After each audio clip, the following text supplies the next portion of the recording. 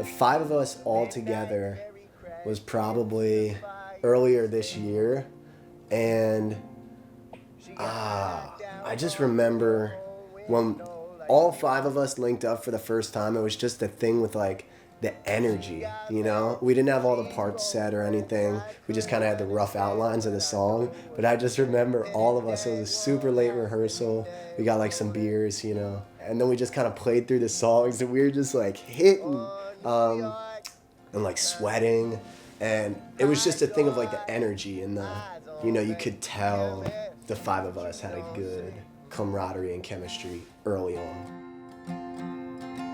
On New York time, I hear my eyes, 'cause my dad, like, he introduced me to classic rock. As a kid, I was always so guilty, and I remember all we listened to was classic rock, like Bruce Springsteen, Led Zeppelin. Led Zeppelin 2 was my first CD I got in 5th grade from my friend.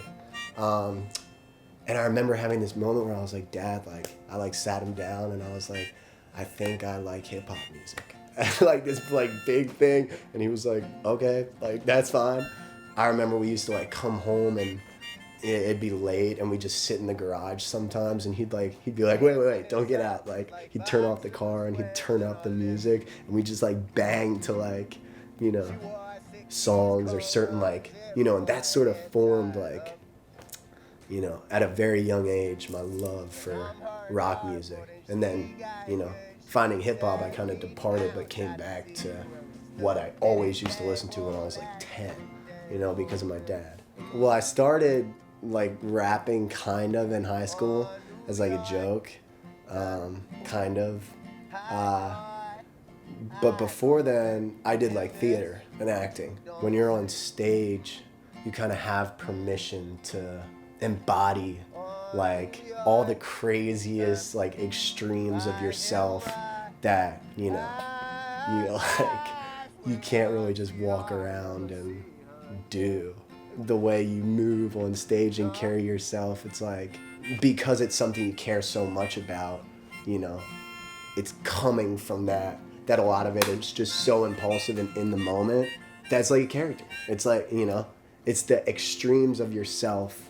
Again, acting helped me understand that that's okay and when to go there, when to be crazy and be okay with being crazy and how to sort of like sustain that and walk that tightrope of making it work and not just looking like a crazy.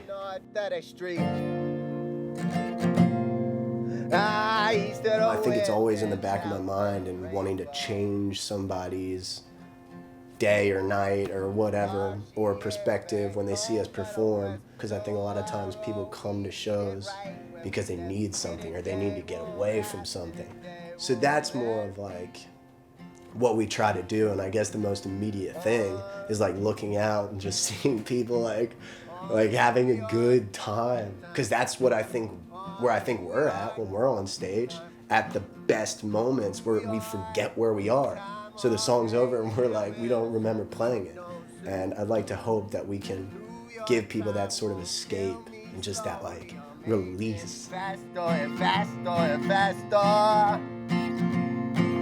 I don't think things need to be solved over the course of a song, but what I try to do is have this realization or allow other people to have this realization for themselves. That's a big part of it, is it this like redemptive quality. When the song sounds sad, you know, all of a sudden it's like twisted into this bouncing thing that's like, you can still be talking about dark things, but have this driving thing that you can't name get you through it.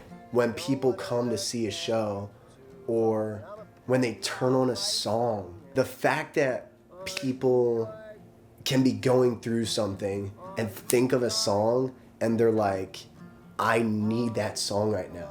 That's like the goal.